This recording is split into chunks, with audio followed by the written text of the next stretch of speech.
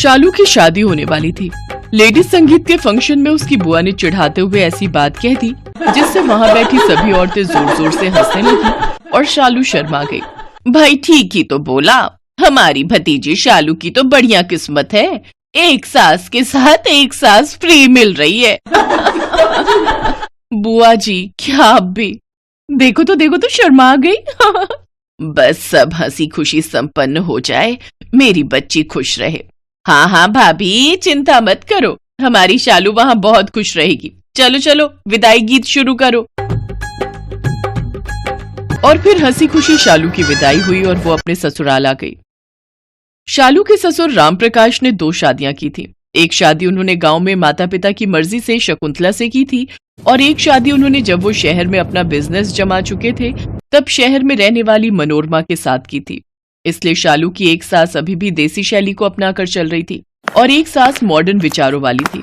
अब शादी तो हो गई, पर शादी के बाद शालू की जिंदगी में जो 2 सासों के रूप में भूचाल आने वाला था, उसकी कुछ भनक शादी के 2 दिन बाद ही शालू को महसूस होने लगी। शालू बहू, आज तुम्हें हमारी पारिवारिक रेसिपी बनानी है, ये हमारी परंपरा है। जी माँ जी, मैं इसे ठीक से बनाने की पूरी कोशिश करूंगी। अरे बहू, ये सब बनाने की कोई जरूरत नहीं है, ये सब बाद में बनाना। मुझे लगता है तुम्हें इसकी बजाय ये क्विनोआ सलाद रेसिपी आजमानी चाहिए और साथ में ये स्प्राउट्स भी बना लो, ये बहुत बढ़िया नाश्ता रहेगा आज के लिए। बहू तुम इसकी बातों पर ध्यान मत दो, अब इसमें मसाले देखो धीरे धीरे डालना, ध्यान रहे रेसिपी खराब ना हो, इसलिए इसे कड़छी से बार बार चलाती रहना। नहीं, पहले ये सलाद बनाएगी, आओ मैं तुम्हें बढ़िया सलाद बनाना सिखाती हूँ। नहीं, पहले बहू मेरी बात सुनेगी। नहीं, पहले मेरी सुनी जाएगी। बहू पहले मेरी सुनो, पहले मेरी सुनो। शालू टेंशन में कि किसकी सुने, उसके लिए तो दोनों सास एक समान थी। तभी मनोरमा का बेटा रोहन बोला, भाभी ये तो अभी शुरुआत है, यहाँ तो रोज ही ऐसे होता है। मैं और भैया तो इन सब के आदी हो चुके हैं। मुझे लगता है मैं अभी पिज्जा ऑर्डर कर दूं, वरना मुझे नहीं लगता कि आज नाश्ते में कुछ मिलने वाला है। उस दिन शालू बहुत परेशान हुई, कभी पारंपरिक रेसिपी में हाथ घुमाती तो कभी सलाद में। बेचारी उस दिन बहुत परेशान हो गई। वो दोनों में से किसी को भी निराश नहीं करना चाहती थी, इसलिए उसने दोनों चीजें साथ ही बनाई। पर 2 नाव पर एक साथ सवार होना गलत ही होता है, ये कहावत तो सब जानते हैं। वही हुआ, न पारंपरिक रेसिपी अच्छी बनी न ही उसकी सलाद। उस दिन सबको पिज्जा खाकर ही रहना पड़ा। वो दिन तो गुजर गया। अगली सुबह शकुंतला अपनी पुरानी दहेज की सिलाई मशीन लेकर बैठ गई और फिर से शालू की रेल लग गई, क्योंकि उधर मनोरमा भी अपने हाथ में 2 योगा मैट लेकर आ गई थी। ये देखो बहू, मेरे दहेज की मशीन है, मैं इस पर कपड़े सिला करती थी, आओ मैं तुम्हें इस पर कपड़े सिलना सिखाऊं। जी माँ जी। सिलाई छोड़ो बहू, चलो मेरे साथ थोड़ी मॉर्निंग एक्सरसाइज करो, ये सब सिलाई वगैरह बेकार है। जी माँ जी। देखो मनोरमा, तुम पिक्चर वाली मनोरमा बनने की कोशिश मत करो, तुम नहीं जानती हो तुम्हारा पाला शकुंतला से पड़ा है। बहू पहले मेरी बात सुनेगी, फिर तो तुम पिक्चर वाली मनोरमा के स्वभाव से वाकिफ हो। जब वो पिक्चर में किसी को नहीं छोड़ती थी तो मैं भी नहीं छोड़ूंगी।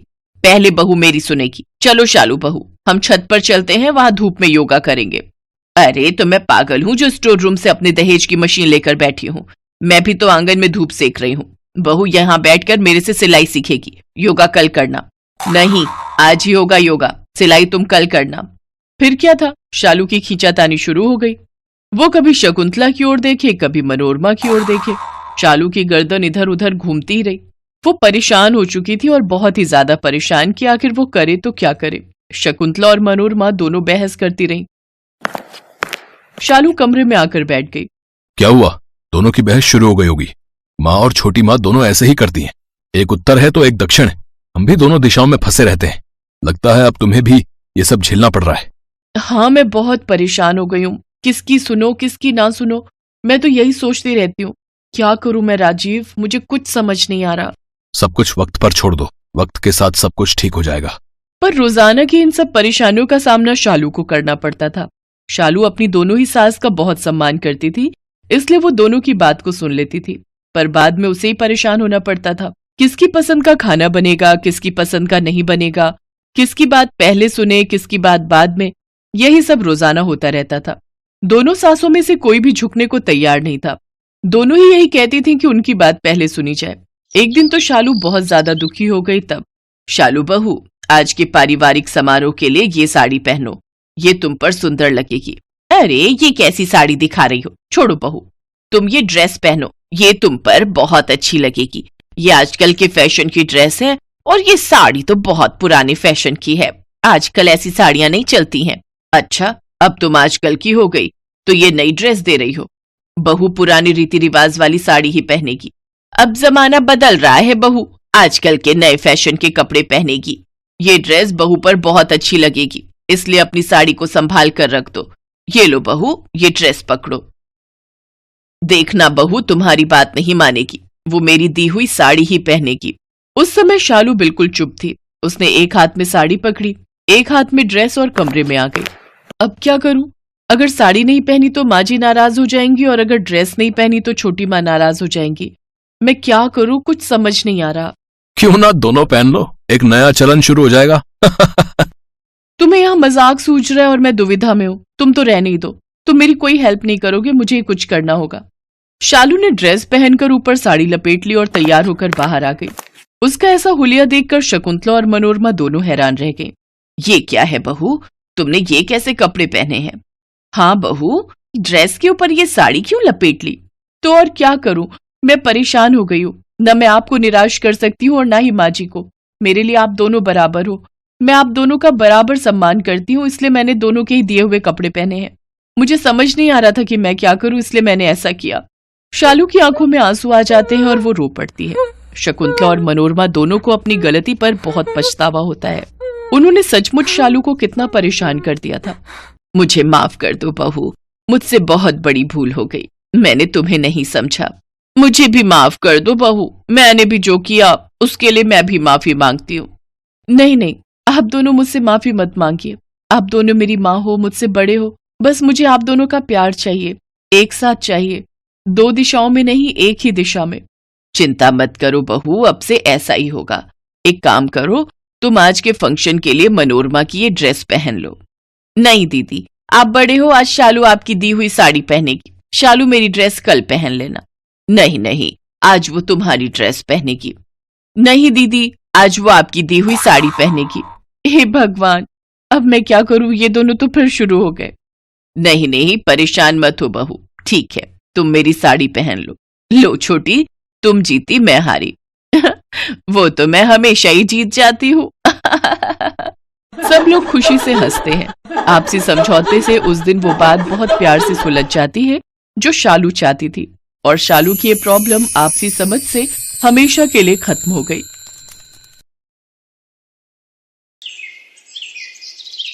तो हेमा जी, अब बस एक ही महीना रह गया है, तुम खुश तो हो ना? हाँ, मैं तो बहुत खुश हूँ। और आप? अरे मेरी खुशी का तो ठिकाना ही नहीं है।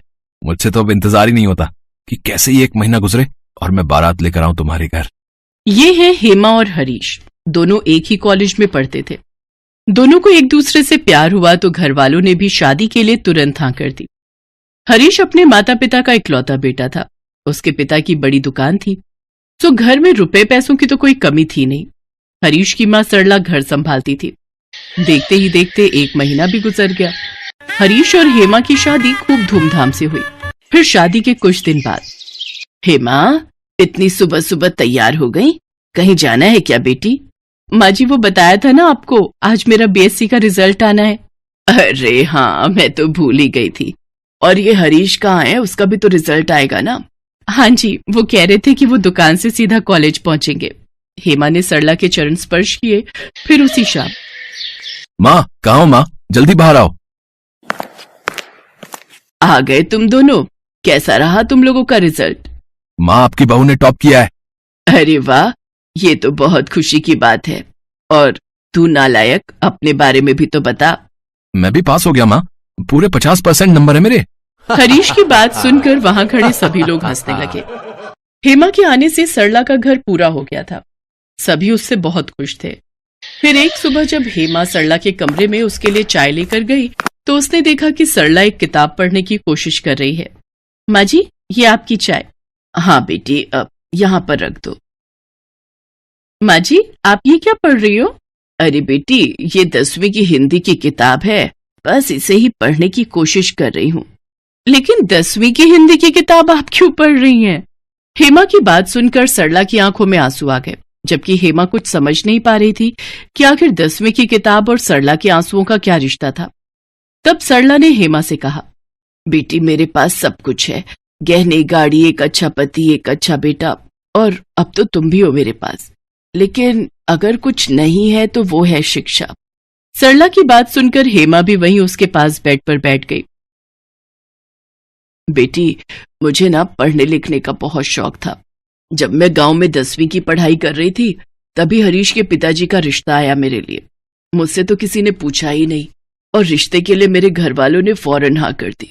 बस उसके बाद से 10वीं पास करना मेरा सपना ही रह गया। पता है 9वीं में पूरे 45% नंबर आए थे मेरे। अच्छा, फिर क्या हुआ माँ जी? फिर क्या, शादी के बाद आते ही घर संभाल लिया और तब से यही घर मेरी दुनिया बन गया। तो फिर आपने दोबारा पढ़ाई करने के बारे में कभी नहीं सोचा? सोचा था, लेकिन मेरी सास ने मेरा साथ नहीं दिया। वो कहती थी जब जिंदगी भर ये चूल्हा चौका ही करना है तो फिर आगे पढ़कर करना ही क्या है। वो क्या है ना, मेरी सास तेरी सास जितनी अच्छी नहीं थी ना। हाँ माँ जी, ये बात तो सच है। अब लेकिन फिर भी कभी तो कोशिश की होगी ना आपने? हाँ, हरीश कहता रहता था कि मुझे पढ़ना चाहिए, लेकिन घर के कामों से ही फुर्सत नहीं मिलती थी। जब वो छोटा था तो उसी की देखभाल में लगी रहती थी, और जब बड़ा हुआ तो मैंने किसी तरह पढ़ाई शुरू की। अच्छा, फिर क्या हुआ माँ जी? मुझे कोई पढ़ाने वाला तो था नहीं और घर के कामों की वजह से ज्यादा देर तक पढ़ाई कर भी नहीं पाती थी, तो इसीलिए शुरू में 3 बार तो मैं बुरी तरह से फेल हो गई। बुरी तरह से मतलब? वो किसी भी विषय में 20 नंबर से ऊपर नहीं आते थे मेरे। अरे, तो उसके बाद परीक्षा देना बंद कर दिया आपने? नहीं, मैं चाहती थी कि बस किसी तरह मैं कम से कम 10वीं तो पास कर ही लूं, तो फिर मैंने नकल का सहारा लिया। हैं? माँ जी, ये क्या कह रही हैं आप परीक्षा में नकल करती थी? हाँ, पिछले 3 बार से नकल करने की कोशिश कर रही हूँ, लेकिन मेरी किस्मत देखो, बोर्ड की परीक्षा में मेरे आगे जो भी बच्चे बैठते हैं वो तो मुझसे भी बड़े नालायक निकलते रहे, मुए कहीं के। सबको अपने हाथों से बना बना के कितने सारे लड्डू खिलाए, लेकिन एक भी मेरे काम ना आया। जिससे भी नकल की वो खुद फेल होकर बैठ गया। अब किसी साल कोई होशियार बच्चा मेरे आगे पीछे बैठेगा, तभी शायद मेरा बेड़ा पार होगा। सरला की बातें सुनकर हेमा को 2 बातें समझ में आई। पहली ये कि सरला हर कीमत पर 10वीं पास करना चाहती थी, और दूसरी ये कि पास होने के लिए उसे नकल करने से भी परहेज नहीं था। पूरी बात समझने के बाद हेमा ने कहा, माँ जी, तो तय रहा कि अब मैं आपको 10वीं पास कराऊंगी, और वो भी नकल से नहीं बल्कि पूरी ईमानदारी से। पर वो कैसे बेटी? मैं अगर पढ़ने में लग गई तो घर का क्या होगा? सब कुछ कौन संभालेगा? आप उसकी फिक्र मत करो, अब मैं हूं ना, अब से मैं आपको पढ़ाऊंगी भी और घर का सारा काम भी देख लूंगी। लेकिन इस सब के बदले आपको भी मुझसे एक वादा करना होगा। हाँ, बताना बेटी। आप परीक्षा केंद्र में या घर पर कहीं भी नकल करने के बारे में सोचेंगी भी नहीं। अच्छा, तू कहती है तो मान लेती हूँ, पर क्या तुझे सच में लगता है कि मैं बिना नकल के 10वीं पास कर पाऊंगी? ओहो माँ जी, एक बात बताइए, अगर नकल करके आप पास हो भी जाओगी तो क्या आपको अंदर से पास होने की खुशी होगी? हेमा की बात का सरला के पास कोई जवाब नहीं था। सरला को समझ आ गया था कि उसे संतुष्टि तभी मिलेगी जब वो पूरी ईमानदारी से और अपनी मेहनत के दम पर पास होकर दिखाएगी। फिर उसी दिन हेमा ने सरला के लिए 10वीं की नई किताबें और कॉपियां मंगवाई और हरीश से कहलवाकर सरला के लिए 10वीं का फॉर्म भी मंगवा लिया। फिर अगले दिन से ही हेमा रोज सुबह जल्दी उठती, पहले घर का सारा काम करती और फिर सरला को पूरे मन से पढ़ाती। ऐसे ही कई महीने बीत गए। हेमा सब कुछ संभालते हुए बुरी तरह थक जाती थी, लेकिन फिर भी उसने सरला को उसकी पढ़ाई में बिल्कुल भी लापरवाही नहीं करने दी। बहुत हो गया मेरी बच्ची, बस अब और नहीं। क्या हो गया माँ जी? तू सारा दिन मेरे लिए ही लगी रहती है, पहले घर का काम फिर मुझे पढ़ाना, ऐसे कैसे चलेगा? माँ जी, सिर्फ 2 महीने ही रह गए परीक्षा में, इतने महीनों मेहनत की आपने, अब हम पीछे नहीं हट सकते। हेमा की बात सुनकर सरला में फिर से जोश भर गया। अब तो सरला रात रात भर जाग कर पढ़ने लगी और फिर परीक्षा का वक्त भी आ गया। सरला ने हर पेपर पूरी ईमानदारी से दिया और इस बार उसे ना तो किसी को लड्डू बनाकर खिलाने की जरूरत थी और ना ही नकल करने की। फिर कुछ दिनों के बाद, माँ जी उठिए, जल्दी कीजिए। हाँ, उठ रही हूँ। अब वैसे हुआ क्या है? अरे माँ जी, भूल गई क्या आप? आज 10वीं का रिजल्ट आने वाला है। अरे आज 23 तारीख है क्या? हाँ माँ जी, हरीश तैयार है। आप भी जल्दी से तैयार हो जाइए, आपके परीक्षा केंद्र में रिजल्ट लगाया जाएगा। उठिए, जल्दी करिए। सरला जल्दी से नहा धोकर तैयार हो गई। इस बार उसके मन में संतोष था। वो पहले से ज्यादा खुश थी क्योंकि इस बार उसने पूरी ईमानदारी से परीक्षाएं दी थी। जब वो हरीश के साथ घर से जाने लगी तभी, बेटी, मुझे नहीं पता कि मेरा रिजल्ट कैसा होगा, लेकिन मुझे इस बात की खुशी है कि इस बार मैंने बिल्कुल नकल नहीं की। आगे भगवान की मर्जी। देखना माँ जी, भगवान सब अच्छा करेंगे, आप बिल्कुल चिंता मत कीजिए। सरला और हरीश वहां से चले गए। रिजल्ट के लिए जितना सरला उत्सुक थी, उससे कहीं ज्यादा घर में हेमा बेचैन थी। उसने सरला के लिए बहुत मेहनत की थी। कुछ घंटे बाद अचानक घर के बाहर ढोल बजने की आवाज सुनाई देने लगी। हेमा भागकर घर के बाहर आई तो देखा कि हरीश सबका मुंह मीठा करा रहा था। सरला के गले में फूलों की माला थी। बेटी, मैं पास हो गई। हेमा, माँ के 85% मार्क्स आए हैं। अरे वाह माँ जी, आपने तो कमाल ही कर दिया। कमाल तो तूने कर दिया है बेटी। तू मेरा साथ ना देती तो ये दिन कभी मेरी जिंदगी में नहीं आता। खुद पर भरोसा करने की बजाय परीक्षा में नकल कैसे करनी है, मैं तो बस इसी बारे में सोचती रही। शुक्रिया मेरी बच्ची, शुक्रिया। अच्छा, अब ये छोड़िए और ये बताइए कि अब आगे क्या? आगे मतलब 11वीं के बारे में क्या विचार है मेरी टॉपर सासू माँ का? हेमा की बात सुनते ही सरला के चेहरे पर मुस्कुराहट आ गई, जिसमें खुशी के साथ वो आत्मविश्वास भी दिख रहा था जो उसने कई साल पहले कहीं खो दिया था।